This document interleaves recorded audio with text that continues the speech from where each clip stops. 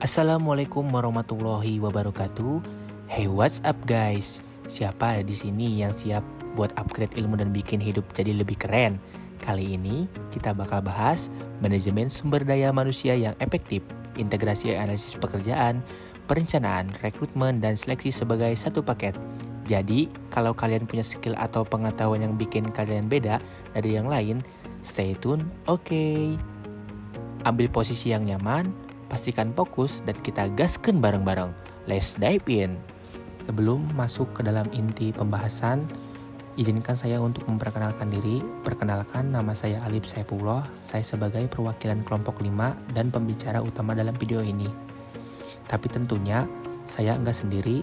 Ada tim luar biasa yang berperan besar dalam pembuatan video ini, yaitu anggota kelompok 5. Yang pertama ada Alif Abdul Patah. Yang kedua ada Alif Saifullah, itu saya sendiri.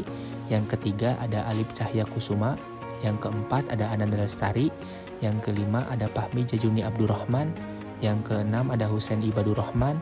Yang ketujuh ada Laila Nurus Saddah. Yang kedelapan ada Maharani Salsabila. Yang kesembilan ada Wulan Dewi Anggraini. Sumber daya manusia atau yang disebut dengan SDM merupakan aset terpenting dalam suatu organisasi. Keberhasilan dan daya saing perusahaan sangat ditentukan oleh kualitas dan kemampuan tenaga kerja yang dimiliki. Oleh karena itu, pengelola sumber daya manusia yang efektif menjadi kunci untuk mencapai tujuan organisasi.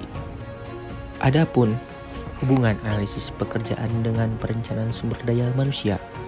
Analisis pekerjaan dan perencanaan sumber daya manusia atau disebut dengan SDM saling terkait dan memiliki hubungan yang erat dalam konteks manajemen sumber daya manusia. Berikut ini adalah hubungan antara keduanya.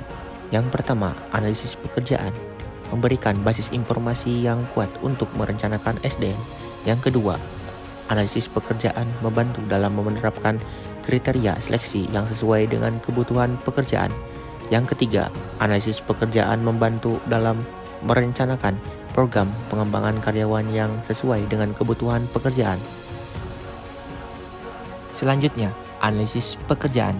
Analisis pekerjaan adalah proses sistematis untuk mengidentifikasi tugas, tanggung jawab, dan persyaratan keahlian yang dibutuhkan untuk suatu posisi. Tujuan utamanya adalah menetapkan tenaga kerja yang tepat pada posisi yang sesuai guna meningkatkan efisiensi dan produktivitas organisasi. Hal ini juga membantu menghindari kesalahan perekrutan dan memastikan kepuasan karyawan. Informasi yang diperoleh dari analisis pekerjaan digunakan untuk perencanaan sumber daya manusia yang lebih akurat, meliputi menentukan jumlah dan kualitas sumber daya manusia yang dibutuhkan. Selanjutnya, langkah-langkah melakukan analisis pekerjaan. Menurut Ripai dan Sagala dalam Sinambela tahun 2016, terdapat 6 langkah melakukan analisis pekerjaan dalam suatu organisasi.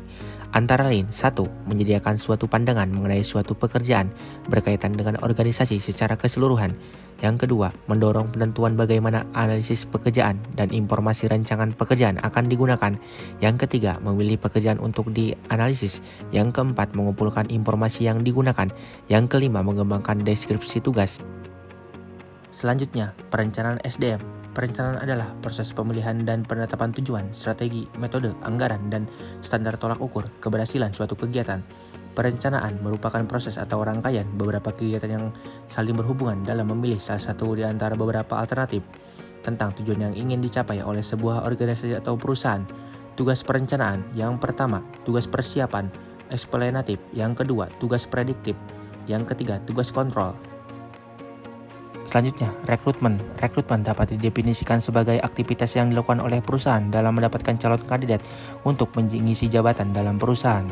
Sumber rekrutmen dibagi menjadi 2, yaitu sumber internal dan eksternal. Sumber internal merujuk pada perekrutan calon karyawan di dalam perusahaan. Ini bisa berupa promosi jabatan dan rotasi karyawan ke divisi lain.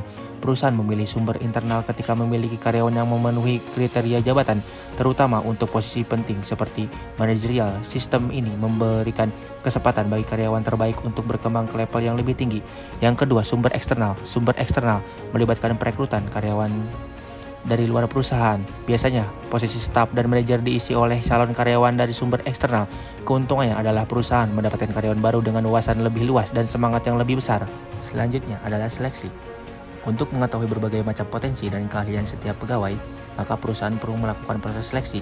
Diharapkan dengan adanya proses seleksi ini perusahaan mampu untuk mendapatkan kandidat terbaik yang selanjutnya akan dijadikan pegawai untuk mengisi posisi yang dibutuhkan. Cara seleksi, ada dua cara umumnya digunakan oleh perusahaan, yaitu cara non ilmiah. Cara non ilmiah adalah cara di mana proses seleksi yang dilakukan oleh perusahaan tidak berdasarkan pada kriteria atau standar atau spesifikasi sesuai dengan posisi yang dibutuhkan, namun hanya didasarkan pada pemahaman HR dan pengalaman dalam melakukan proses seleksi. Yang kedua, cara ilmiah. Metode ilmiah adalah metode yang umum digunakan untuk HR untuk melakukan seleksi calon pegawai berdasarkan pada spesifikasi pekerjaan yang ada dan kebutuhan nyata yang nantinya akan diisi, dan dalam metode ini HR akan mengacu pada pedoman kriteria atau SOP yang dibuat oleh perusahaan. Adapun faktor-faktor yang mempengaruhi proses seleksi, menurut Shimamura tahun 2004, ada beberapa faktor, yaitu yang pertama, adanya konsekuensi salah perhitungan, yang kedua, kebijakan perusahaan dan sikap dari manajemen, yang ketiga, waktu pengambilan keputusan yang cukup lama, yang keempat, pendekatan seleksi yang berbeda pada umumnya digunakan untuk mengisi posisi-posisi di jenjang yang berbeda di dalam perusahaan. Kesimpulan dari integrasi analisis pekerjaan, perencanaan rekrutmen, dan seleksi sebagai satu paket adalah analisis pekerjaan, perencanaan SDM, rekrutmen, dan seleksi merupakan rangkaian proses yang saling terkait dan sangat penting dalam manajemen sumber daya manusia atau SDM. Masing-masing proses memiliki peran krusial dalam memastikan bahwa perusahaan mendapatkan karyawan yang tepat untuk mencapai tujuan bisnisnya.